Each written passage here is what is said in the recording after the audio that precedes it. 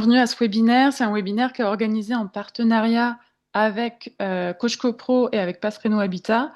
Je vais vous présenter rapidement la partie Passereno Habitat. Passereno Habitat, c'est le service public de la métropole du Grand Paris.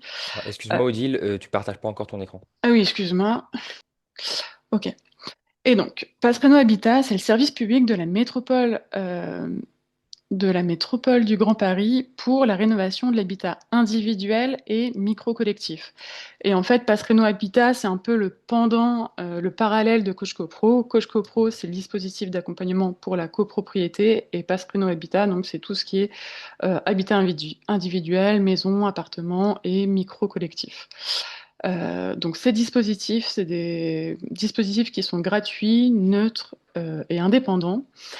Les deux dispositifs, que ce soit Coach CoPro ou que ce soit Passereno Habitat, les deux s'appuient sur des plateformes web, donc Coach CoPro, Passereno, et les deux sont portés et animés localement par les 9 espaces conseils France Rénov de la métropole du Grand Paris.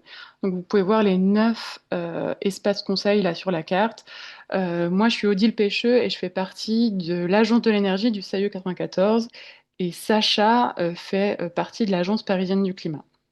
Et donc, tous ces espaces Conseil France Rénov participent à l'animation et ont le dispositif Passerelle Habitat et Coach CoPro. Euh, donc, les deux, c'est des plateformes et c'est aussi en premier lieu, c'est aussi un moyen de mettre en relation des porteurs de projets et des professionnels via un annuaire qui est sur cette plateforme. Pour vous expliquer un petit peu, tout le parcours de rénovation énergétique d'un ménage va pouvoir être encadré grâce à Pass Réno Habitat, quand il s'agit de l'habitat individuel et petit collectif. Ce qui se passe dans un parcours de rénovation qui est encadré par Pass Réno Habitat, c'est en premier lieu, il y a des conseillers France Rénov qui voient le ménage, qui sont en première étape conseillers pour définir leurs besoins en fait. Le conseiller va voir un peu, va essayer de qualifier, d'évaluer le niveau d'engagement et la démarche des travaux du ménage, de savoir dans quel état est la maison, quel est le budget, qu'est-ce qui serait à faire. Ensuite, on aide le ménage à définir un projet. Et selon le besoin, on va soit les orienter vers un accompagnateur rénov si jamais ils veulent faire une rénovation d'ampleur, s'il y a besoin d'un bureau d'études, s'il y a besoin d'un architecte, s'il y a besoin de faire un diagnostic architectural et énergétique, ou même d'optique d'évaluation à faire. Et en fait, c'est uniquement à l'étape 3 qu'on va ouvrir l'annuaire au ménage. Donc en gros, on ouvre l'annuaire des entreprises quand le projet est qualifié en fait. Donc c'est un peu la particularité de la plateforme, c'est que voilà, les particuliers ont accès à l'annuaire euh, quand ils ont une démarche un peu claire de leur projet. Et donc c'est des projets qualifiés euh, le- pour les professionnels. Donc l'intérêt pour les professionnels, c'est des projets qualifiés et surtout des ménages qui continuent à être conseillés jusqu'à la fin. Puisque après, dans la partie réalisation de travaux, euh, les, les ménages peuvent être conseillés toujours par un conseiller France Rénov. Il y a des guides et des outils qui sont là sur la plateforme à la fois pour les ménages et à la fois aussi pour les professionnels. Pour les professionnels, par exemple, il va y avoir des procès-verbales de réception pour les chantiers, où il y a des guides sur comment bien faire le devis et la facture pour que ce soit en adéquation avec les aides financières. Ça peut être ce genre de choses. Et, euh, et si le ménage nous le demande, on peut aussi faire une évaluation, aussi faire un rapport final de après, avant travaux. Donc c'est vraiment un projet qui est suivi et qui est qualifié, et c'est un peu l'intérêt autant pour le ménage que pour l'entreprise. Je passe vite fait ici, mais sachez que Passereno Habitat, c'est aussi un outil pour faire les demandes d'aide financière liées à la métropole du Grand Paris. Toutes les aides de la métropole du Grand Paris de conception pour le diagnostic architectural, l'aide pour l'AMO et l'aide pour la maîtrise d'œuvre. Ici, on vous a mis une démo, une démonstration d'une page qu'un particulier peut voir voilà, sur sa plateforme à lui. Euh, Ça montre un peu comment sont présentées chacune des entreprises présentes sur l'annuaire pour les particuliers. Le ménage, lui, il peut après filtrer sa recherche par sélection, par type de lot, par aussi critères géographiques. Donc lui, voilà, c'est ce qu'il voit côté particulier. Et après, ça, c'est un exemple de l'espace professionnel. Sur l'espace professionnel, le pro, il peut personnaliser la fiche qui, justement, elle sera visible côté ménage. Donc ça, le pro peut le modifier comme il veut, qu'est-ce qu'il veut expliquer euh, dans sa fiche. Et le pro a aussi à la fois accès au suivi des demandes de devis. Voilà, combien de particuliers ont fait des demandes, si ça a été accepté, refusé, en attente. Euh, et ensuite, dans l'espace professionnel, il y a l'accès à différents types de documents, des guides. Et une fois que le particulier a accepté le devis, le professionnel a aussi accès à d'autres documents que le ménage aurait pu mettre ou le conseiller, comme si des audits ont été faits, des plans, d'autres types de diagnostics. Donc voilà, c'est vraiment c'est là pour être support autant pour le ménage que pour l'entreprise que pour le conseiller France Rénov. Voilà. Et donc pour finir avec Passerelle Habitat, ici vous retrouvez le lien pour se connecter au portail professionnel de Passerelle. Vous pouvez voir aussi à chaque fois nos actualités, nos événements. On fait des webinaires comme aujourd'hui. On fait aussi, il y a des permanences si vous voulez poser des questions, que ce soit sur le dispositif Passerelle, mais aussi sur des questions d'aide. Et on organise des tables rondes, parfois des visites, etc. Donc n'hésitez pas à regarder un peu nos actualités. Et donc si vous voulez vous affilier, si vous n'êtes pas affilié, il y a aussi l'espace pour être affilié sur notre site.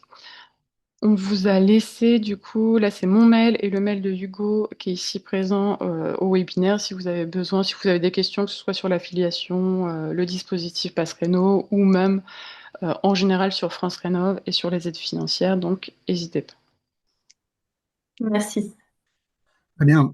Eh bien, bonjour à tous. Xavier Bernard, délégué régional Île-de-France pour l'agence Qualité Construction. Je vais juste prendre la parole pour présenter l'agence et puis ensuite c'est Marie-Angèle qui développera le sujet. Je vous présente cette diapo. Alors cette diapo, les logos sont peut-être un peu petits, mais elle est importante.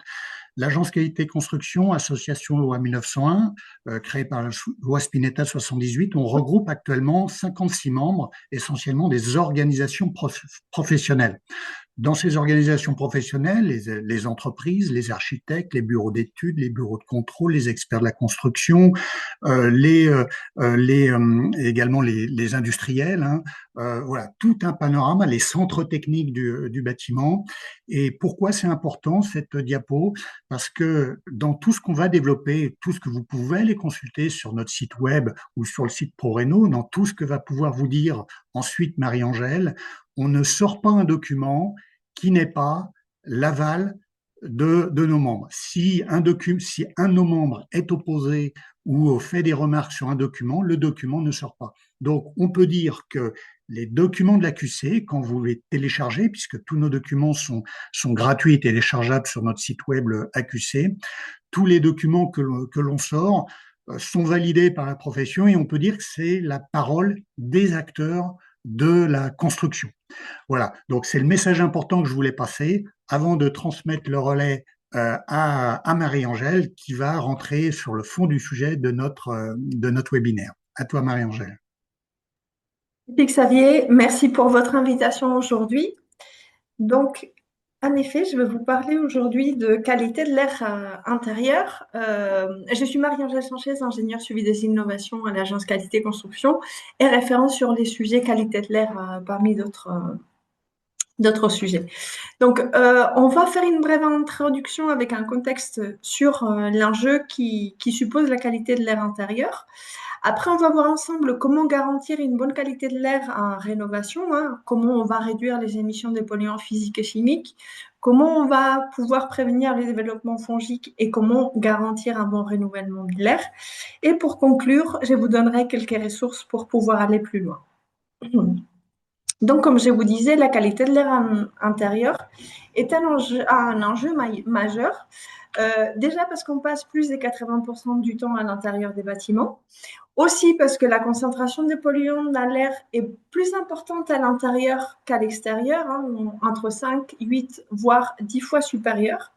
Et ce qu'il faut savoir aussi, c'est que avant l'entrée en vigueur de la RE 2020 le contrôle d'installations à réception, il y avait plus d'un tiers d'installations de ventilation mécanique qui présentaient des débits d'extraction insuffisants en résidentiel.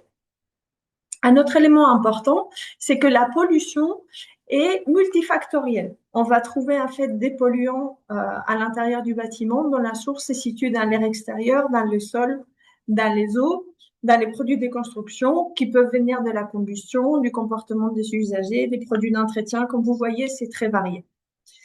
Ces polluants, on peut les distinguer en trois catégories. Donc, les premiers, ça va être les polluants chimiques qui sont notamment des composés organiques volatiles, les COV, dont vous avez entendu parler, les composés semi-volatiles, etc. Donc, formaldéhyde, benzène, le monoxyde de carbone, dioxyde de carbone, etc. Je vous laisserai regarder les exemples associés à côté. On va voir aussi des polluants qui sont plutôt physiques, tels que les fibres et les particules. Ça peut être aussi en quelque sorte le radon.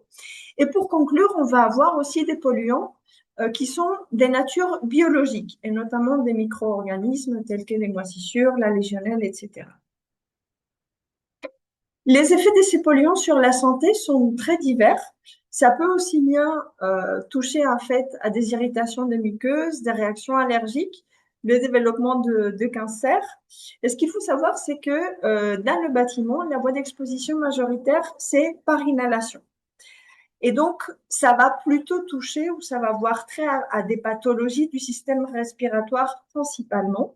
Donc, les effets sanitaires, en fait, vont dépendre de trois éléments aussi. D'une part, de la nature des polluants, de la quantité et de la durée d'exposition, et la vulnérabilité des personnes exposées, c'est-à-dire, en quelque sorte, des sensibilités individuelles. Concernant le bâtiment, en fait, on va voir qu'il y a beaucoup de domaines qui sont en interaction avec la qualité de l'air intérieur. Donc, on va voir, on l'a dit déjà tout à l'heure, l'environnement extérieur qui peut apporter des polluants de l'air et des sols. Il y a les matériaux de construction et des finitions qui apportent aussi des polluants. La performance de l'enveloppe, on va le voir un peu plus tard aussi, peut influencer la qualité de l'air intérieur, ne serait-ce que la perméabilité à l'air et à la vapeur d'eau, la présence des remontées capillaires, ponts thermiques, etc. Il va y avoir aussi une interaction avec les systèmes et les équipements, tels que la ventilation, le refroidissement, le chauffage ou les appareils à combustion. Il y a aussi les aspects organisationnels qui entrent en jeu, notamment par l'enchaînement des tâches. Et, in fine, ce sera le comportement de l'usager qui peut lui aussi apporter des pollutions et interagir avec les équipements. Et si on parle spécifiquement de la rénovation, il va y avoir notamment les thématiques qu'on voit en rouge qui vont impacter donc les matériaux de construction, la performance de l'enveloppe, les systèmes et équipements et les aspects organisationnels. Ce que je vais vous présenter aujourd'hui est en grande partie issu du projet Ishakai. C'était un projet de recherche et de développement qui était cofinancé par l'ADEME dans le cadre d'un groupement multipartenarial dont Indigo était coordinateur et dans lequel ont participé, en plus de l'Agence Qualité Construction, l'École des hautes études de la santé publique d'Arène, le LRS, qui est le laboratoire associé, et Inteco. Donc, c'est un projet qui avait duré 4 ans et dont l'objectif était de mettre en évidence les facteurs de pollution les plus problématiques en phase chantier et de proposer des actions de prévention et de rémédiation efficaces pour les professionnels. Ce projet a notamment fait l'objet de mesures en continu, des températures et d'humidité et aussi des quelques polluants avec une balise multicapteur. Et on a fait aussi des campagnes de mesures ponctuelles aux phases que vous voyez en fait dans la partie basse, c'est-à-dire à l'ordre d'air, à la période de doublage cloisonnement, période enduit phase impression, lors de la phase de mise en œuvre des sols souples, au niveau des peintures définition et à la livraison. Et là, on a mesuré les COV, on a fait aussi des prélèvements des poussières dans les gaines de ventilation, on a mesuré aussi les composés organiques semi-volatiles et on a fait des prélèvements de moisissures. Ce qu'il en ressort, c'est un premier constat d'identification des tâches qui donnaient lieu aux plus fortes émissions de polluants chimiques que vous avez à l'écran qui sont identifiés par les différents symboles. Et donc, on constate qu'il y a des pics, notamment au niveau des peintures définition sur les suisseries. Il y a des pics importants aussi en nettoyage de fin de chantier. Quand on travaille notamment sur les menuiseries intérieures en bois avec des peintures, des primaires, etc., etc., et également lors de la préparation et mise en œuvre des revêtements des sols souples. Mais on constate aussi en fait qu'à la réception, dès qu'on met en route le système de ventilation mécanique, cette pollution ou cette concentration des COV globaux, en fait, elle décroît très rapidement. Le deuxième constat, c'était qu'une humidité élevée des chantiers, avec un risque donc de contamination fongique élevé, vous voyez qu'on est assez régulièrement situé au-delà de 80% d'humidité. Le troisième constat, c'est qu'il y a une problématique récurrente de la gestion d'humidité pendant la phase chantier. Parce que tout simplement, il y a des tâches émettrices d'eau qui sont en lien avec les filières humides, parce que le renforcement et l'étanchéité à l'air de l'enveloppe dans les constructions neuves et dans les rénovations, en fait qu'il y a plus de confinement d'air humide à l'intérieur des bâtiments, parce qu'il y a une absence d'aération ou ventilation pendant la phase chantier, notamment en lien avec des problèmes de vandalisme ou de vol, parce qu'il y a des infiltrations accidentelles d'eau non contrôlées ou des dégâts des eaux assez récurrentes pendant la phase chantier, et que les matériaux de construction sont régulièrement exposés à l'eau, qu'il s'agisse en fait des matériaux biosourcés ou des matériaux également minéraux. Un deuxième élément, c'est une exposition probable des futurs occupants à divers contaminants qui sont issus des réseaux aéroliques, c'est-à-dire qu'en absence de protection des conduits aéroliques pendant les travaux, en fait, on peut exposer les occupants à des contaminations parce que ces pollutions, ces polluants, en fait, viennent se déposer sur les conduits aéroliques. Je vous propose maintenant de passer à comment garantir une bonne qualité de l'air en rénovation. Et concernant la rénovation, il y a 3 points sensibles qui sont à intégrer. Donc, d'une part, l'état de l'existant. Donc, il est prioritaire de conseiller la réalisation des diagnostics préalables qui vont différer selon le contexte. Ça peut être amiante, plomb, radon, gaz, remontée capillaire ou désordre en lien avec l'humidité, etc. Et du coup, il va falloir aussi mettre en place des actions de remédiation si nécessaire, en recherchant la cause, en faisant une réparation et en surveillant par la suite. D'autres spécificités en lien avec l'intervention en milieu occupé, c'est justement quand le chantier se déroule en milieu occupé, c'est-à-dire quand il y a des occupants qui sont présents pendant les travaux. Et cela va demander des précautions complémentaires, justement, pour ne pas exposer ces occupants à des polluants. Et donc, ça va être la protection des espaces de vie, la gestion du fonctionnement du système de ventilation ou le séquencement des tâches pour éviter soit le confinement d'air humide, soit l'exposition aux polluants. Et pour conclure, il faut garder en tête les potentielles interactions entre l'enveloppe et les équipements techniques, et notamment entre le système de ventilation et les équipements à combustion. Donc, on le verra un peu plus tard.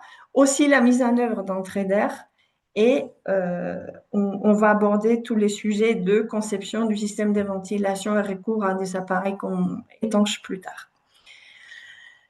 Pour garantir une bonne qualité de l'air de manière générale, il y a 3 stratégies essentielles. Donc, la première, ça va être de réduire les polluants à la source. La deuxième, ça va être de diluer et d'évacuer les polluants qui sont présents dans l'air par un renouvellement de l'air adéquat.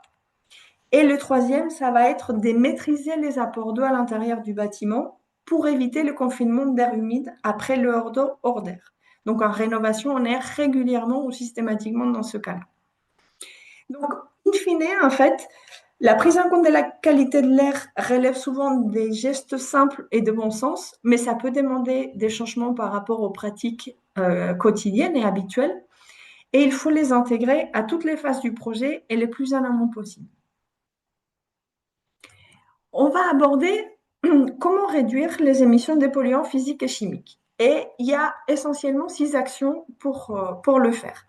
La première, c'est qu'on va aller regarder les sources existantes des polluants, des pollutions dans les bâtiments existants, qu'elles soient intérieures ou extérieures, et on va essayer de s'en prémunir dès la conception. Donc, on va regarder s'il y a des matériaux existants qui soient fortement émissifs ou dégradés. On va aussi examiner s'il y a du radon. On va regarder s'il y a des pollutions aux hydrocarbures, etc. Vous avez notamment à l'image une photo, ça peut être aussi des pollutions qui sont en lien, par exemple, avec le positionnement des prises d'air pour le système de ventilation et qui peuvent amener des pollutions et notamment des poussières à l'intérieur du bâtiment.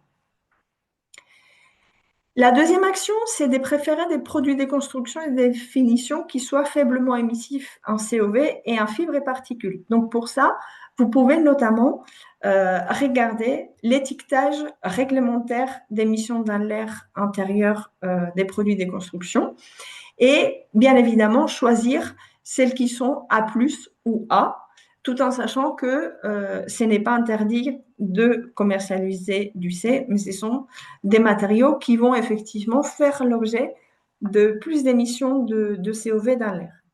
Et donc, à y entrer à la rénovation, on va essayer des produits de seconde œuvre faiblement émissifs, des produits décapants à faible teneur en COV, ou si on peut, on va les remplacer par des outils mécaniques.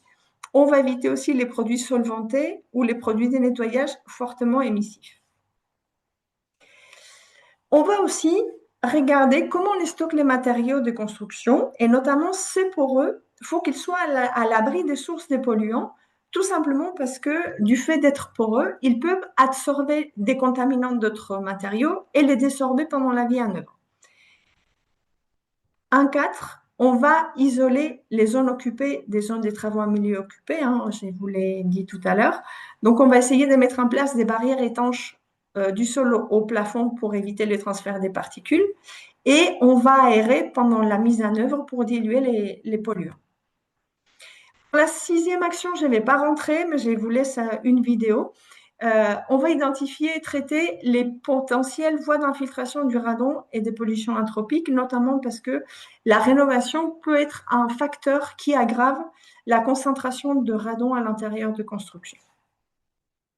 Et un focus sur l'émissivité, il faut savoir que certains produits peuvent présenter une forte émissivité, y compris plusieurs années après leur pose. Ça peut être le bois, ça peut être le PVC, mais il y en a tout un tas de matériaux. Ces phénomènes en fait d'émissivité, ils peuvent être accentués par des conditions particulières d'humidité des températures, par exemple des périodes caniculaires ou l'exposition solaire. Il y a certains produits des traitements in situ qui peuvent se révéler fortement émissifs, par exemple pour le bois. Et il faut garder à l'esprit que les matériaux biosourcés ne sont pas pour autant sains, pas systématiquement. En fait, ils sont fibreux, donc ils requièrent des précautions en termes de manipulation. Ils peuvent aussi incorporer des traitements, biocides, anifugents, etc. Et pour rappel, la poussière de bois est classée cancérogène avérée par le CIRC.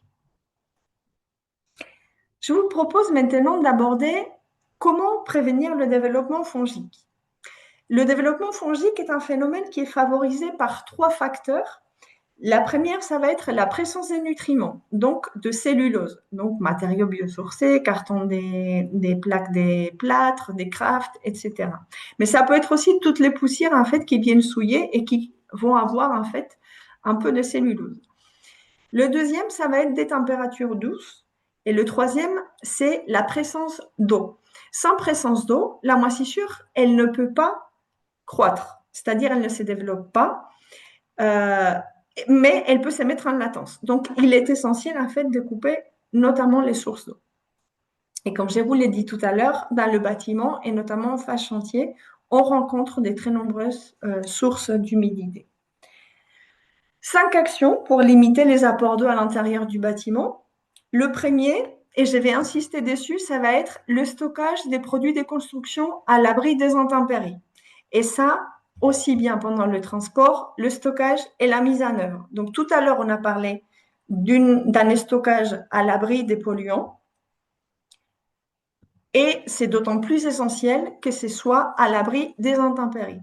Pourquoi? Parce que sinon, les matériaux, ils vont en fait absorber l'eau et ils vont pouvoir le désorber pendant qu'ils sont une fois en œuvre. Et le problème, c'est que dans certains cas, il y aura des difficultés de séchage, ils vont pouvoir se dégrader. S'il s'agit des isolants, en fait, leur performance thermique, elle va diminuer. Mécaniquement aussi, ça peut entraîner des difficultés et en termes sanitaires, ça peut générer des moisissures. Donc, c'est essentiel. On peut le faire en créant des chapiteaux, on peut le faire par exemple en les stockant dans des espaces qui sont déjà à l'abri, on peut le faire en mettant un bâchage supplémentaire, etc., etc. La deuxième action, c'est soigner la conception et la mise en œuvre de la paroi, et c'est d'autant plus essentiel en rénovation que les points singuliers sont plus difficiles à traiter. Donc, on va s'assurer de la continuité des plans d'isolation et l'étanchéité à l'air et à l'eau, et notamment l'absence de pont thermique que vous pouvez voir à l'écran, c'est-à-dire qu'on va essayer d'avoir un soufflage qui soit vraiment homogène. On va éviter les ponts thermiques, un pied de mur, sur les planchers bas, etc. Ou même quand on est en ITE, hein, on va essayer de bien traiter ces points singuliers. Et en termes d'étanchéité, on va essayer de la rendre les plus continues possibles. On a d'autres éléments, hein, tels que la migration de vapeur d'eau qu'il va falloir considérer. Donc, on va s'assurer d'émettre des parts vapeur qui soient continues. Hein. Sur la photo de gauche, c'est par l'absence des parts vapeur qu'il y a eu des condensations très importantes d'eau.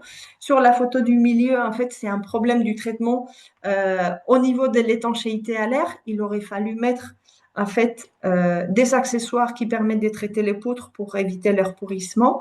Et concrètement à droite, c'est en fait des matériaux de revêtement qui sont trop fermés à la vapeur d'eau. Juste très rapidement, comment fonctionne hygrométriquement un mur traditionnel?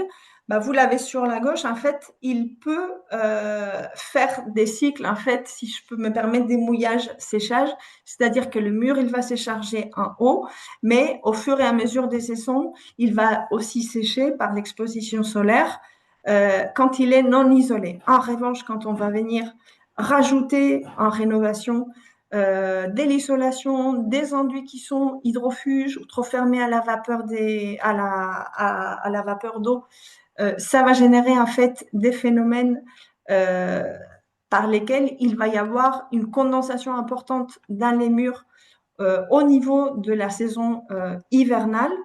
Et ça crée souvent, par exemple, des effets des mèches, c'est-à-dire qu'on a des sols asphaltés qui vont empêcher le séchage du mur.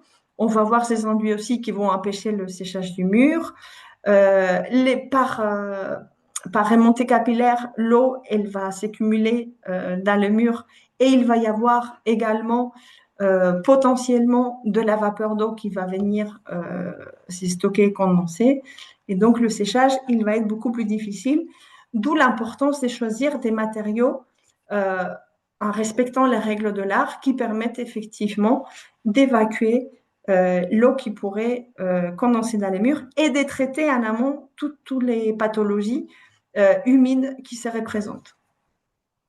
Vous avez par exemple ici à l'écran un exemple d'un vide sanitaire qui était ouvert, qui était ventilé, et dès qu'on a mis une fenêtre, il y a eu un développement fongique quand même qui a été très important. En action 3, ce qui est aussi très important, et notamment quand on est en filière humide, ça va être de respecter les temps de séchage et les dispositions de réception des supports, selon les règles de l'art.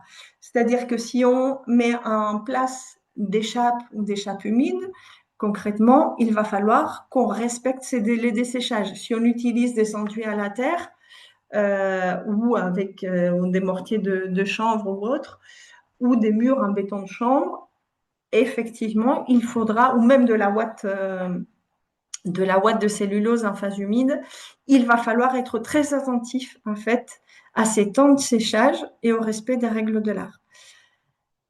1.4, il y aura soigner les dimensionnements et la mise en œuvre du système de ventilation définitif parce que, comme je vous l'ai dit, les moisissures, en fait, elles peuvent rester en latence et se réactiver et se redévelopper si en fait, il y a des phénomènes de condensation d'air humide. Et en 5, on va mettre en place des aérations ou des ventilations provisoires pendant la phase chantier pour, 1, éviter le confinement d'air humide à l'intérieur et 2, favoriser aussi les séchages des éléments des filières humides. Un petit focus sur les développements fongiques pendant la phase chantier.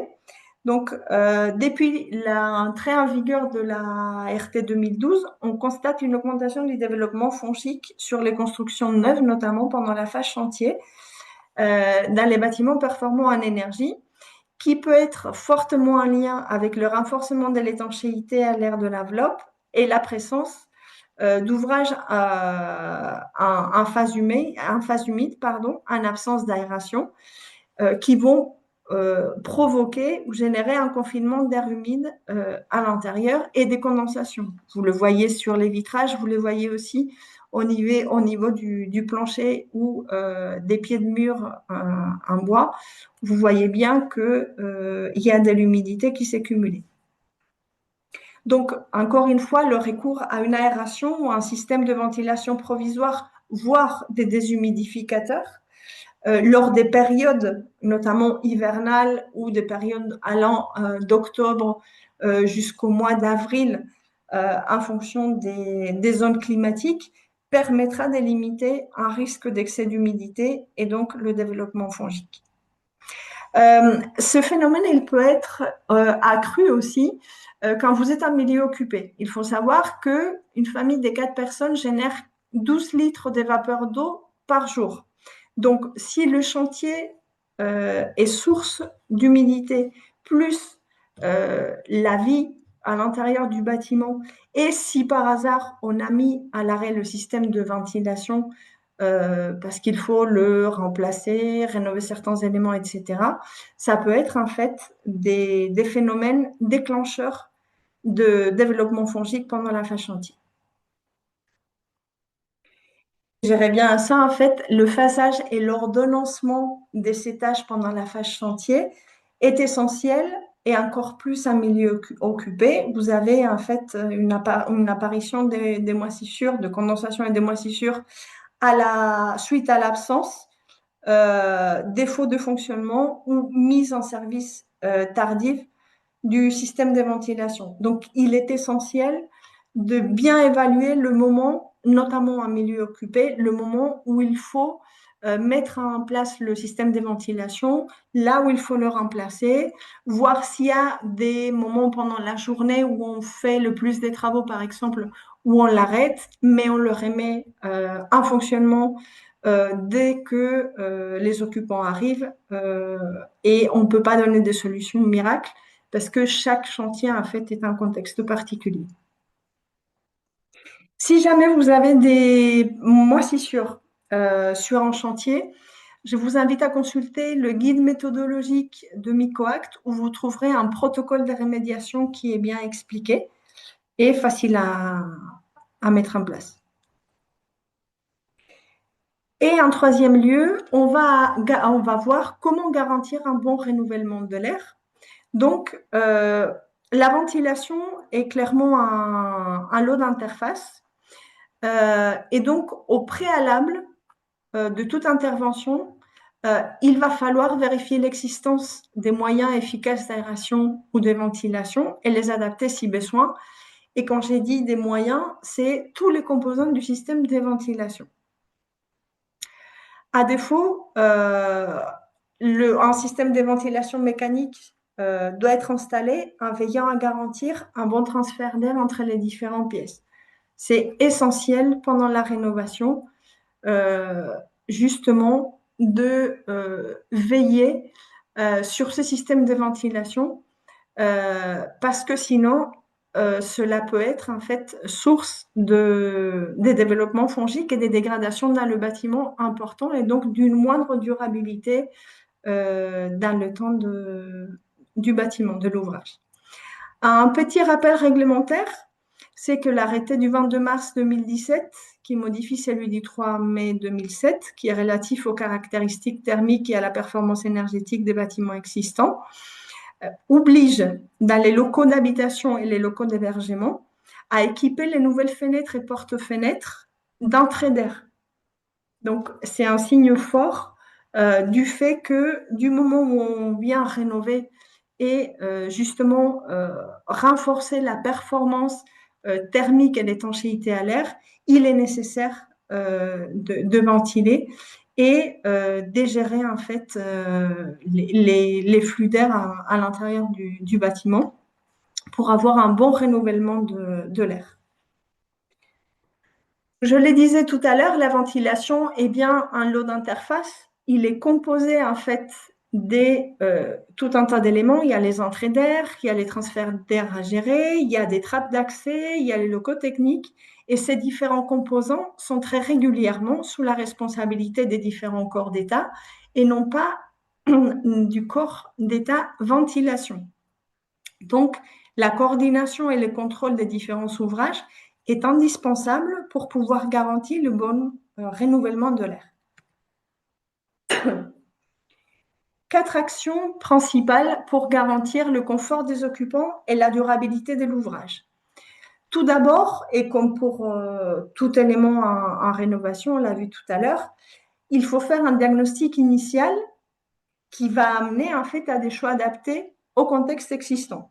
Donc, dans le diagnostic, on va aller visiter les différents éléments. On va aller visiter aussi bien le système de ventilation en soi que les entrées d'air, les extractions, les conduits aéroliques, etc. Vous voyez par exemple à droite un conduit aérolique qui a été bouché par des oiseaux qui faisaient des nids.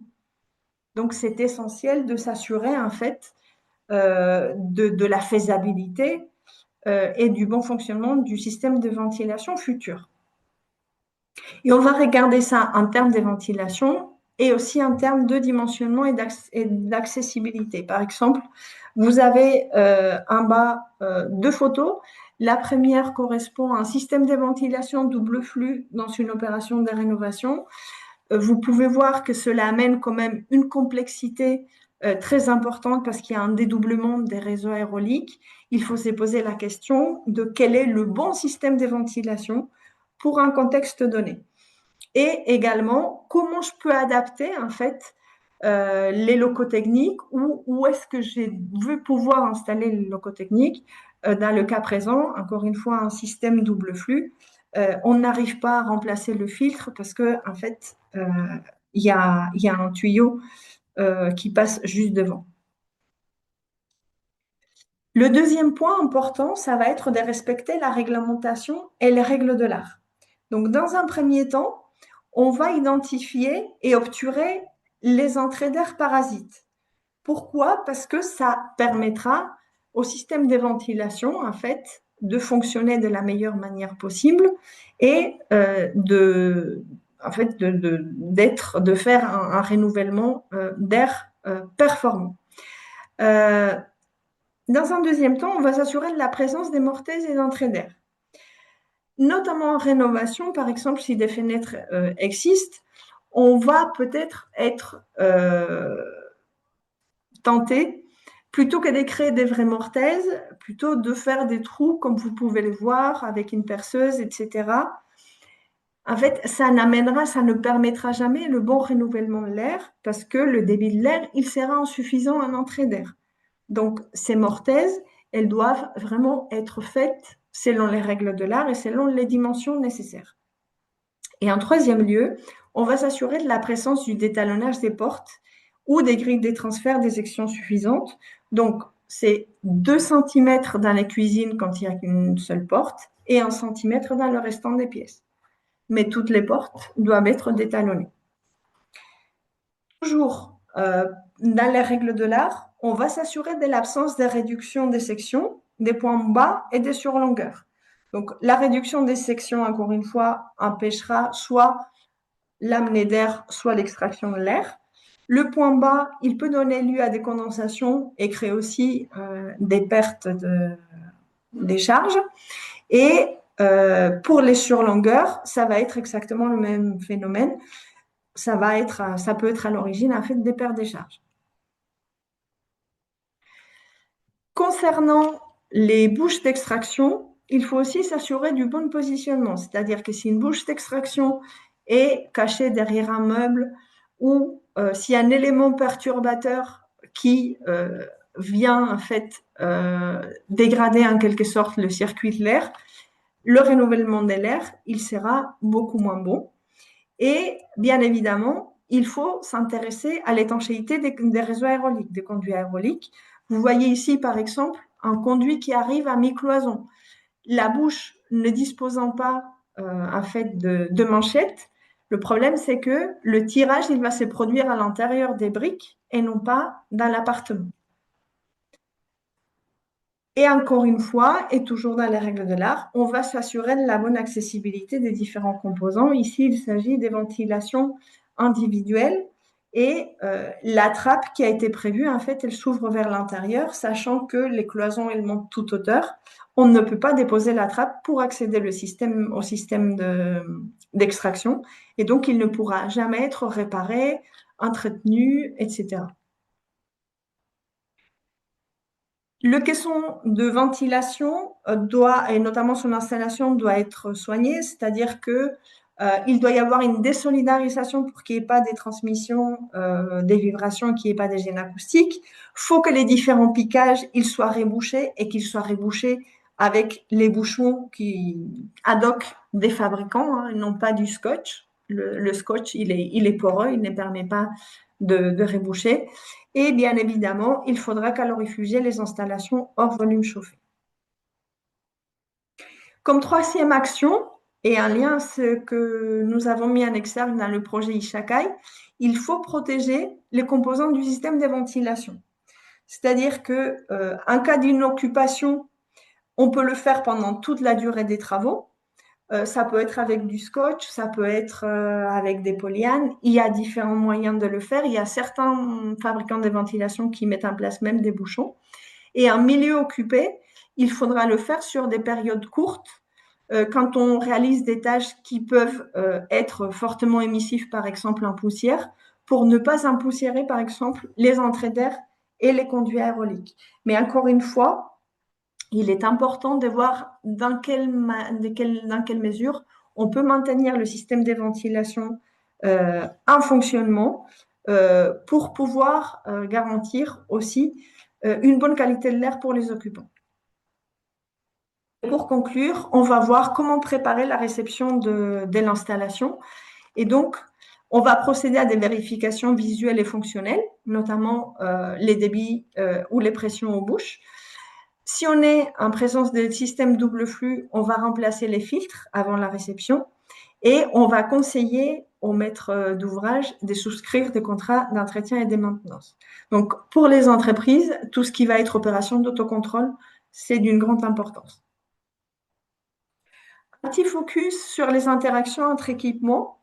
Ce qu'il faut comprendre, c'est qu'avant une rénovation, il y a des multiples fuites parasites. Ce sont les flèches que vous voyez sur l'image de gauche qui sont vertes.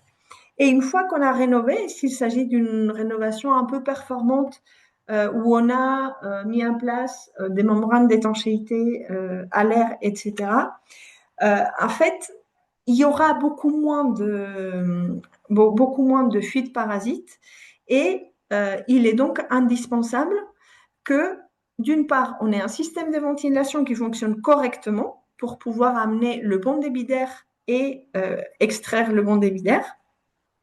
Il va falloir aussi être très attentif aux équipements, notamment des combustions, pour qu'ils soient étanches. On va le voir dans la photo d'après.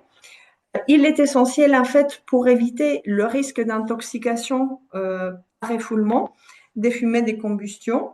Donc, on va privilégier des appareils à combustion qui soient étanches et avec des prises d'air directes depuis l'extérieur. c'est essentiel parce que dans le cas contraire, ce qui se passe quand on a des foyers ouverts ou quand on a en fait des appareils qui ne sont pas étanches, c'est que il va y avoir des refoulements parce que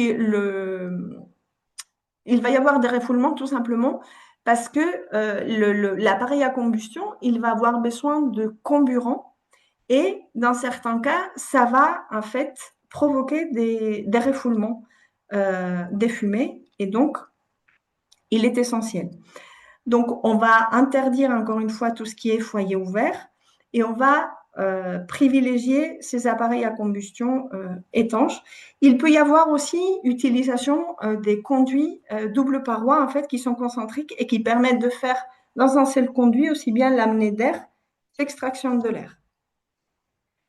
On va voir rapidement quelques ressources. Donc, Xavier l'a dit en introduction, l'agence Qualité Construction, c'est un site internet, c'est plus de 950 ressources à disposition des professionnels et majoritairement gratuites. On vous invite aussi à aller regarder le dispositif Rex Bâtiment Performant qui dispose différents rapports qui ont trait avec les sujets qu'on a abordés aujourd'hui, notamment la prévention remédiation du risque radon, l'humidité dans la construction, la ventilation simple et double flux en rénovation. Je vous invite à aller visiter le site internet d'Ishakai où vous trouverez une plaquette de sensibilisation et de vulgarisation et un guide méthodologique, mais il y a aussi un outil d'aide à la décision. Je vous présente rapidement. En fait, vous pourrez trier selon les caractéristiques de votre opération, c'est-à-dire la typologie d'opération, si c'est du neuf ou si c'est de la rénovation, les types de matériaux utilisés, s'ils sont conventionnels ou plutôt biosourcés, le système de ventilation, si c'est simple ou double flux, s'il y a des équipements spécifiques, notamment s'il y a des foyers, par exemple, s'il y a des poêles, etc., etc. Une fois que vous aurez sélectionné vos filtres, vous arriverez sur une page qui va présenter des actions de prévention pour votre opération qui seront regroupées en 4 familles. Donc, méthode, contaminants, humidité et équipement. Et sur cette page, donc, vous allez pouvoir détailler d'une part les différentes actions, mais vous allez pouvoir aussi trier ces actions par thématique, donc les 4 thématiques que j'ai évoquées, par facilité de mise en œuvre, du plus facile au moins facile, les différentes phases auxquelles les actions ont trait, donc la mise en œuvre, le nettoyage, la préparation de chantier, la réception ou le stockage, mais aussi par acteur. Je ne les détaille pas, mais je vous invite à les regarder. Et donc, on va voir, comme vous pouvez le voir à l'écran, un détail par action, où on va voir un descriptif, la facilité des mises en œuvre, la phase et l'acteur concerné. Et aussi si l'action touche au général ou à la rénovation ou aux deux.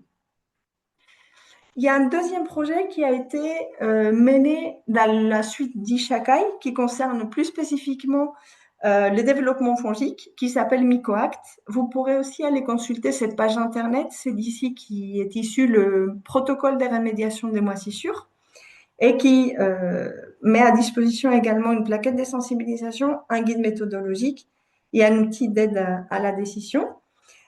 Quelques autres plaquettes que vous pourrez consulter, notamment en lien avec la migration de vapeur d'eau ou la qualité de l'air intérieur. Je vous remercie de votre attention. En fait, c'est 45 minutes, c'est court. On ne peut pas être exhaustif, mais j'espère avoir pu apporter quelques éléments de réponse ou en tout cas quelques éléments pour vos pratiques quotidiennes. Merci beaucoup Marie-Angèle. Justement, on n'a pas encore reçu de questions, donc ça me permet de vous rappeler de bien poser vos questions concernant à ce que vous venez d'écouter dans l'onglet questions-réponses juste en bas de votre écran. Et le temps de recevoir quelques questions sur le sujet, je vais du coup réessayer de vous présenter du coup l'Agence parisienne du climat et le Coach CoPro, le dispositif Coach CoPro. Donc merci Hugo de me partager ma présentation. Je pense que tu peux passer cette slide. et enchaîner du coup sur la deuxième qui, voilà, enfin, directement ici, où donc je vous présente l'Agence parisienne du climat qui justement organise ce Solutions Pro, spécialement avec Passerino Habitat que vous avez pu écouter juste avant avec Odile. Donc l'Agence parisienne du climat, c'est un acteur opérationnel en fait du territoire qui accompagne la mise en œuvre des plans climat de la ville de Paris et de la métropole du Grand Paris. C'est une association qui a été créée en 2011 justement à l'initiative de la ville de Paris et en fait elle est la porte d'entrée pour les copropriétaires pardon, pour accéder à tous les dispositifs d'aide parisiens et métropolitains comme Coproasis, Éco-Rénovons Paris Plus. Voilà. Elle représente aussi le guichet unique de la rénovation énergétique à Paris puisqu'elle fait partie du réseau des espaces France Rénov. Et en fait, au sein de l'APC, on organise en fait, tout au long de l'année, des nombreuses actions en lien avec les enjeux environnementaux de la ville dense, du bâti, de l'énergie, tant en matière d'atténuation que d'adaptation au changement climatique. Donc en fait, l'idée, c'est d'accompagner aussi bien les particuliers que les professionnels pour justement faciliter le dialogue entre les parties, impulser la montée en compétences sur tous ces enjeux. Donc voilà un peu pour ce qui est de l'agence parisienne. Merci Hugo de bien vouloir changer de slide où je vais vous parler justement du dispositif Coach CoPro, qui est hébergé par l'Agence parisienne du climat. C'est un outil en fait créé en 2013 et c'est un peu la pierre angulaire de notre accompagnement sur les copropriétés et sur tous les sujets en fait de la rénovation énergétique. Donc c'est à la fois un centre de ressources donc on y trouve des articles d'actualité, mais aussi des présentations en fait de projets rénovés, des copropriétés rénovées et finies, avec une présentation assez détaillée sur tout en fait, toutes les étapes du projet et pour animer justement ce réseau en fait, cette plateforme Coach CoPro, on y trouve à la fois des activités type webinaire comme celui-ci ou des visites de copropriété ou des formations dédiées à la rénovation énergétique. Voilà, tout ça on le partage dans une newsletter mensuelle avec toutes nos actualités et les événements à venir concernant les professionnels. Hem Ensuite, merci de bien vouloir passer à la slide, qui vous présente, comme Passereno Habitat, le dispositif est présent à l'échelle, métropolitaine.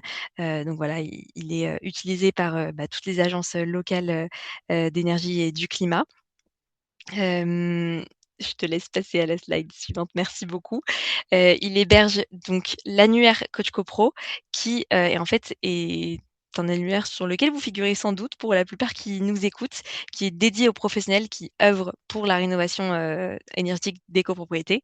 On y trouve à la fois des architectes, des bureaux d'études techniques, des paysagistes, des entreprises travaux, des AMO et même des syndics et en fait, ça représente un outil de travail essentiel car il permet de mettre en lien les différents acteurs de la rénovation énergétique en vue de la réussite, d'un projet de rénovation, performant. Hem, pour ce qui est des solutions pro, sur lequel, vous assistez aujourd'hui, donc c'est un rendez-vous mensuel qui est dédié aux professionnels et vise justement à transmettre, et échanger des informations, entre spécialistes. Donc, merci à l'AQC d'être intervenu, aujourd'hui. Bah, en fait, vous pouvez retrouver les anciens webinaires sur, notre chaîne YouTube et les webinaires à venir sur l'agenda de l'Agence parisienne du climat. Le prochain, parce que c'est vrai que je parle d'un webinaire mensuel, mais en fait celui de mai n'a pas eu lieu puisque le mois de mai, l'oblige avec, des trous un peu partout. On a préféré partir 2 webinaires, sur le mois de juin exceptionnellement. Donc le prochain aura lieu le 23 et il sera au sujet des bonnes protections solaires en rénovation. Je te laisse passer la slide. Donc, pour rappel, on a écouté, Odile Pêcheux qui est architecte, DE en maîtrise de l'énergie au CAUE, du Val-de-Marne et qui nous a présenté, Passereno Habitat puisqu'elle en est, la référente, dans son agence et on a également écouté, Xavier Bernard, donc délégué régional Île-de-France, de l'AQC qui nous a présenté, l'agence et enfin Marie-Angèle, merci encore, pour, cette présentation, concernant, les enjeux, de la qualité de l'air intérieur, en rénovation. J'espère que ça a suscité, quelques questions. D'ailleurs, j'en vois qui apparaissent. Donc j'embraye directement sur ça. Merci Hugo pour, la présentation de mon support et merci à tous pour, votre patience au début, de ce webinaire. On peut passer, aux questions. Euh, j'ai TCA qui vous demande si l'AQC propose des formations. Alors, Alors, ah, bon. oui, bah, Complète si tu veux. euh, donc l'AQC, oui, enfin bon, en tant Vas-y, que vas-y, délégué régional, voilà, vas-y. je me parle. L'AQC n'est pas qualifié Calliope. Voilà, donc par contre, on intervient, y compris Marie-Angèle, moi-même et d'autres collègues, on intervient régulièrement dans des formations, dans des écoles d'ingénieurs, des IUT, pour l'école des ponts et chaussées, etc., et d'autres organismes privés, mais on ne donne pas nous-mêmes de formation parce qu'il faudrait être qualifié Calliope et nous ne le sommes pas. Petite nuance, effectivement, on n'est pas organisme de formation, mais on participe à des journées de sensibilisation qui ont pu être organisées par certains organismes, institutions, etc. Et comme le dit Xavier, on impartit des formations dans des organismes de formation, mais pas directement. Et est-ce que vous avez l'option aussi webinaire que propose toujours, enfin, que demande toujours TCA? Est-ce que vous organisez aussi des webinaires de ce type ou vous intervenez sur d'autres webinaires peut-être? Alors, on organise effectivement des webinaires hein, sur des thématiques. Et d'ailleurs, à ce moment-là, je vous invite à suivre notre chaîne AQC TV que vous pouvez retrouver sur YouTube, dans lequel, alors c'est à peu près tous les 2, 3 mois, hein, il y a une thématique technique qui est abordée. Alors ça, c'est la chaîne AQC TV avec différents reportages, mais on anime aussi des webinaires. Et des webinaires, en tant que délégué régional, voilà, on est une petite équipe, hein, la QC, donc on intervient dans des actions collectives comme vous le faites, vous, ce soir, la métropole du Grand Paris. On intervient également pour d'autres organismes, l'UNSFA, pour les architectes, etc. Donc, on réalise ou bien des webinaires en propre, ou bien en partenariat avec d'autres organismes qui montent des webinaires et qui nous sollicitent. Et j'ajouterais aussi que dans l'écosystème voilà, des supports numériques qui existent, sur le site de l'AQC et sur le site ProRéno, il y a des guides en vidéo. Oui, mais merci. Il y a effectivement des tutos. Ouais. Il y a tutos et tous nos documents, comme on est associatif, hein, tous nos documents sont téléchargeables et gratuits. Bon, il y a un seul document, le classeur fiche pato, qui est payant, mais mis à part ce document-là, tout le reste est consultable gratuit. On vous invite vraiment à aller. Il y a à peu près de 1000 ressources, comme l'a dit Marie-Angèle, sur le site de l'AQC, et il y a à peu près le même nombre de ressources sur le site ProRéno, qui lui est dédié à la performance énergétique, que ce soit en neuf ou en réhabilitation. Pourquoi deux sites? Parce que ProRéno, c'est financé par les certificats d'économie d'énergie. Donc voilà, il fallait distinguer les deux sites. Un complément, pour la ventilation notamment, il y a eu un webinaire, la ventilation en rénovation. Il y a eu un webinaire spécifique, je pense qu'il doit être dans la chaîne YouTube, avec des ressources, notamment du dispositif Rex Bâtiment Performant. Mais sur la qualité de l'air, il est vrai qu'on a moins de ressources. Peut-être qu'à la rentrée, on fera peut-être un webinaire, mais plutôt sur le projet MicoAct, qui touche donc au développement fongique, plus concrètement. Bah, merci beaucoup. Alors, il n'y a pas eu d'autres questions entre-temps. Pour inspirer un peu quelques questions, est-ce que les personnes qui nous écoutent, vous avez déjà pu observer des désordres liés à une mauvaise qualité de l'air dans le bâtiment et quel type en fait de difficultés rencontrées à ce sujet?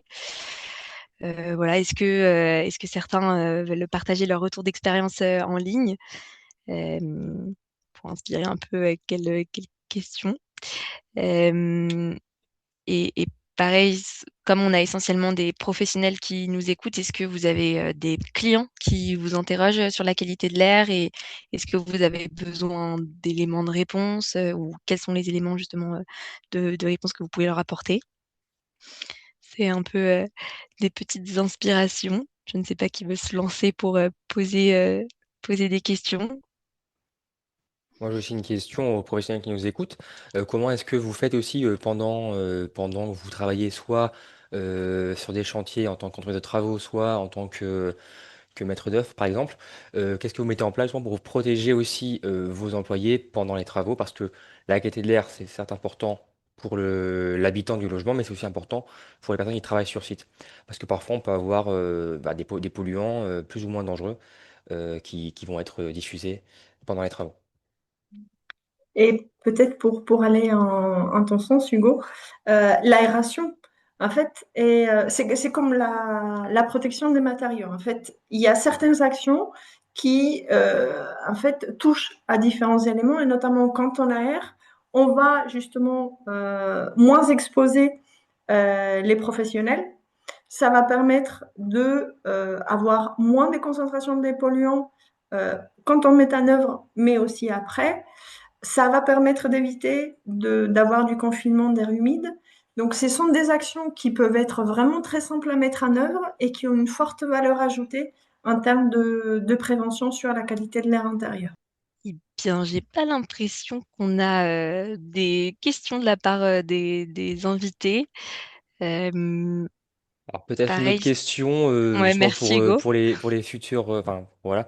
Est-ce que vous voilà, vous avez d'autres besoins sur le sujet de la qualité de l'air pour aller plus loin donc là c'était un webinaire de 1 heure.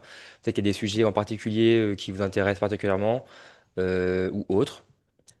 N'hésitez pas aussi à nous le faire remonter. Si vous avez besoin qu'on réinvite voilà la QC, n'hésitez pas à nous le dire. Que ce soit même sur potentiellement d'autres types de formats, hein. Nous, on est toujours preneurs de vos suggestions. Et ce serait avec plaisir qu'on répondrait à nouveau à une sollicitation de la métropole du Grand Paris. Tout à fait. Et bah justement, on a eu TCA encore qui nous pose une question. Donc, le chauffage en phase chantier peut-il être une des solutions pour pallier au problème d'humidité? Est-ce que Marie-Angèle, tu aurais la réponse à cette question? Très bonne question. Très bonne question, effectivement. Le chauffage n'est pas la meilleure réponse à toutes les problématiques, notamment pour deux motifs. Le premier, c'est que le chauffage sans évacuation d'air humide vers l'extérieur, c'est-à-dire sans aération, sans déshumidification ou sans ventilation provisoire des chantiers, ne permet pas d'évacuer l'humidité. Ça augmente la capacité de l'air à stocker en fait l'humidité, mais ça ne permet pas de l'évacuer. Et le deuxième élément qu'il faut avoir en tête, c'est que le chauffage, dans certaines conditions et pour certains matériaux, peut être source de pathologie. C'est-à-dire que ça peut engendrer des phénomènes d'érythée parce qu'on augmente la température à l'intérieur. Et donc, du coup, ça peut être source de désordre. Donc, dans le cadre des deux projets, aussi bien Ishakai et MikoAct, on s'était posé la question, on s'était penché sur cette question-là et on a abandonné le chauffage comme moyen de permettre d'éviter les problématiques liées à l'humidité. Il faut vraiment plutôt favoriser soit l'aération, soit la ventilation, soit la déshumidification. Et s'il y a un chauffage, il faut qu'il soit vraiment très doux et surtout évacué, encore une fois. Alors, on a des questions qui Merci. arrivent du coup. Ouais. Bon, déjà, c'est pas une question. Monsieur Doudet de Hamo Meiko Pro vous remercie pour la présentation. Et on a une question de Monsieur Perlancard de Isobio. Est-ce que l'assèchement des murs avec produits injectés dans les murs en quinconce est efficace? Écoutez, ça c'est une bonne question. Ça dépend de produits, ça dépend des solutions. Ce qu'il faut savoir, c'est que assez généralement, ce type de solution n'est pas évalué techniquement. Donc, et ça ne peut, en fait, il faut vraiment qu'il y ait un expert qui fasse un diagnostic et qui vraiment réponde sur cette question. On ne peut pas donner, en fait, des réponses un peu généralisées. Il y a tout un tas de techniques d'injection en plus dans les murs. Mais c'est une question qui nous remonte assez régulièrement. Bah, du coup, Julien vous remercie pour ce retour et TCA profite d'être un des seuls à poser des questions pour justement en poser une suivante qui est est-ce qu'il y a des systèmes recommandés en phase chantier? Est-ce que le surcoût est dur à faire accepter aux clients avant que les problèmes arrivent? Euh, Est-ce qu'il s'agit déjà des systèmes de ventilation ou d'aération? Je pense que c'est ça que tu essaies à faire référence, mais s'il pouvait le confirmer. Alors, oui, tout à fait. Donc, Oui, d'accord. Donc, ce qui coûte le moins cher, bien évidemment, c'est l'aération. Dans certaines opérations, par exemple, on a observé qu'il y avait des impostes qui étaient vitrés, etc. Donc, elles ont été protégées en phase chantier et ça permettait en fait de faire de l'aération assez naturellement pendant la phase chantier. Encore une fois, on est bien conscient des problèmes des vols et des vandalismes. Concernant les solutions de ventilation en général, si vous allez dans la bibliothèque ADEME et que vous allez dans le projet MicoAct, on a fait tout un volet là-dessus. Il y a un rapport complet et on a essayé 3 solutions. On a essayé vraiment la ventilation provisoire en phase chantier où on a utilisé un caisson d'extraction qui était spécifique pour la phase chantier parce qu'il y a aussi des problématiques d'assurance qui se posent. On avait juste utilisé les conduits aéroliques, mais on avait muni les entrées d'air des filtres qui avaient été développés par un industriel. Et je dois dire que ce n'est pas la solution qui s'est avérée la plus performante, notamment parce qu'il y avait des coupures assez régulières, on était dans une opération collective, etc., etc. Et donc, ça n'a pas été très facile à mettre en place. Après, on a essayé aussi dans des maisons individuelles un petit moteur d'extraction qui était en fait qui avait un rejet d'air directement vers l'extérieur. Et la difficulté ça aurait bien fonctionné, sauf que on l'a utilisé dans une zone extrêmement humide. On l'a utilisé près des Nantes. Et donc, les conditions climatiques faisaient que le système de ventilation n'était pas suffisant, en fait, pour réduire le confinement d'air humide. Et dans une autre opération, ce qui s'est avéré en fait très performant, c'est d'avoir mis une planche de bois avec un tout petit ventilateur pendant des périodes de latence, c'est-à-dire que le bâtiment était livré, il était finalisé, il était en attente des livraisons, il me semble. Et ça a été une solution qui a été très peu chère, mais qui a été assez performante parce que dans le bâtiment où ça a été mis, il n'y a pas eu de développement fongique alors qu'il y avait des bâtiments contigus où la solution n'avait pas été mise en place et il y a eu des développements. Mais je vous invite vraiment à aller consulter le rapport de l'ADEME. Et si vraiment on crée un webinaire sur MicoAct, je vous invite à le suivre parce que cette problématique ou ces solutions, elles sont directement abordées. Mais Merci très souvent, Marie-Angèle. en fait, l'aération seule, elle peut déjà être très importante. Et par exemple, si vous mettez en œuvre des chapes, et notamment des chapes humides, par exemple, la problématique, c'est qu'il faut qu'il n'y ait pas de circulation sur les chapes pendant 24 heures. Donc, il y a très souvent tendance sur les chantiers à les faire, par exemple, le vendredi après-midi pour optimiser justement le chantier. Le problème, c'est que pendant un week-end complet, l'air humide va rester confiné à l'intérieur du bâtiment. Et il y a des bâtiments dans lesquels les huisseries bois ont pris 1 centimètre en 2 ou 3 jours du fait de la présence d'air humide. Donc, encore une fois, parfois c'est juste le façage, le séquençage des tâches et des petites actions en fait qui peuvent être efficaces. Merci Marie-Angèle. On a une autre question de Monsieur Perlancard. Le drainage peut-il être recommandé pour des remontées capillaires sur une maison? Et sinon, quelle serait la meilleure solution? Je ne suis pas vraiment pas spécialiste des remontées capillaires. Xavier, je ne sais pas si toi tu... Oui, alors il y a toute une réflexion qui est en cours, c'est notre collègue Virginie qui le Oui, traite sur le drainage périmétrique, ouais. notamment également pour traiter de la problématique RGA qui peut être importante. Donc il y a tout un travail qui est fait actuellement, mais effectivement, la problématique d'un drainage périmétrique correctement fait est souvent une bonne solution pour capter l'eau avant qu'elle atteigne le mur. Et puis quand on est dans de l'ancien, il n'y a pas souvent de barrière, de rupture de capillarité. Voilà, donc il y a effectivement ça peut être une solution. il y a quand même beaucoup d'échanges là-dessus sur comment c'est positionné, à quel endroit. Voilà, hein, ça peut être une solution, mais le drainage périmétrique ne se fait pas n'importe comment. Et puis, vous avez des problématiques quand vous êtes sur des zones qui sont inondables, avec une nappe phréatique qui peut être très haute.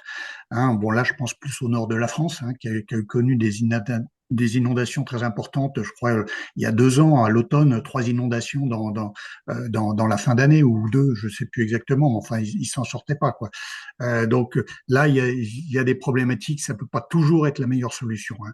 Mais en tout cas, c'est une solution qui peut être intéressante, mais à mettre en œuvre avec. Alors, je vous invite à vous inscrire aux newsletters de l'AQC, etc., puisque notre collègue qui travaille dessus, bah, je pense que d'ici la fin de l'année, un certain nombre d'éléments devraient sortir fin d'année ou début d'année prochaine sur ces problématiques de drainage périmétrique. Ouais, et je pense qu'il doit y avoir aussi dans les fiches pathologie bâtiment, il existe les classeurs, mais elles sont consultables et téléchargeables individuellement sur notre site internet. Et il me semble qu'il y en a une qui est dédiée justement aux remontées capillaires.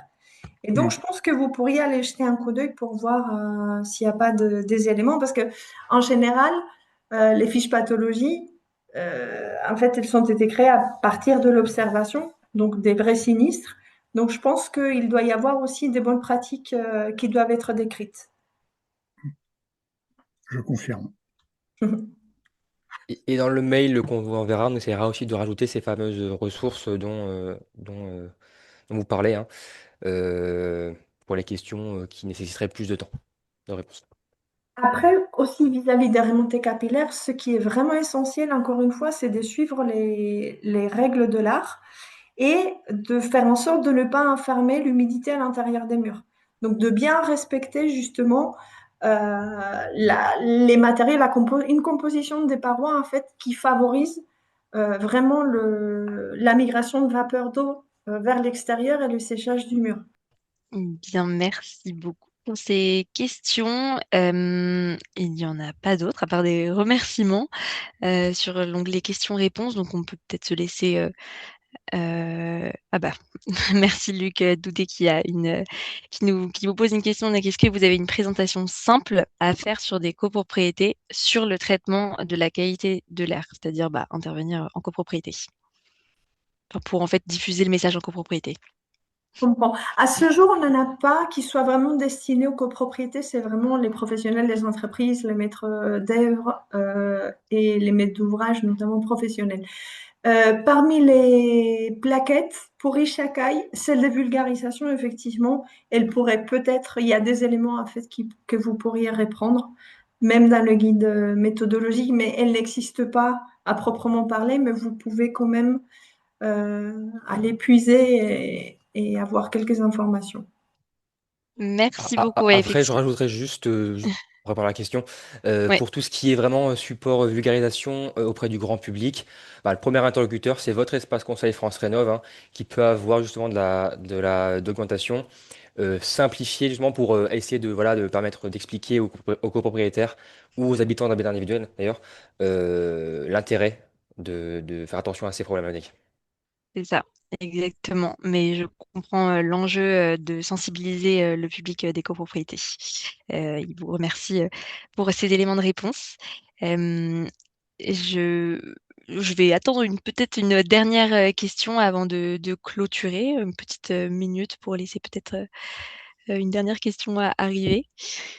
Mais sinon, on a bien des remerciements. Euh, En attendant, sachez que donc tous les supports de cette présentation vous seront envoyés. Comme l'a précisé Hugo, on vous partagera aussi les éléments de ressources qui ont été évoqués. Et puis, vous pouvez retrouver la rediffusion de ce webinaire en replay sur la chaîne YouTube de l'Agence parisienne du climat.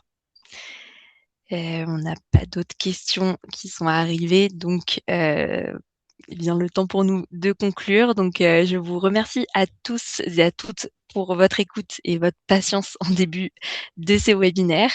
Le prochain Solution Pro aura lieu le 23 juin. Donc, on vous attend nombreux et nombreuses. Et je laisse aussi les autres intervenants conclure s'ils veulent faire passer des messages sur les prochains événements qui les concernent. Écoutez, merci à vous pour votre invitation, hein. On espère que la présentation qu'on a faite vous intéresse. Il y a plein d'autres sujets que l'on traite sur l'AQC. Donc, allez sur nos sites web AQC et ProRéno. Et puis, on est à l'écoute puisqu'on est là au service, hein, pour des actions collectives, pour développer des sujets d'actualité comme on l'a fait aujourd'hui sur la qualité de l'air avec Marie-Angèle, mais sur d'autres thématiques. Donc, on est aussi à votre écoute, et y compris sur des souhaits de sujets à traiter, même si avec nos membres, vous imaginez bien qu'on a pas mal de sujets qui nous sont proposés, quoi. Ben, super, ben, merci à tous et toutes, aux intervenantes, aux intervenants. Et Odile, peut-être le mot de la fin. Je ne sais pas s'il y a des actus sur le CAUE, par exemple. Il va avoir le 24 juin, si vous avez besoin, un webinaire sur les aides financières avec la CMA. Euh, du coup, n'hésitez pas à regarder notre actu, notre agenda au SAIE 94. Et n'hésitez pas à regarder aussi la plateforme du coup Passreno Habitat, où on met les différentes actualités de Passreno et justement parfois partenaires également. Voilà. Donc, merci beaucoup pour votre présence et vos questions. Merci et bonne soirée à tous. Au revoir. Merci, Au au revoir. revoir.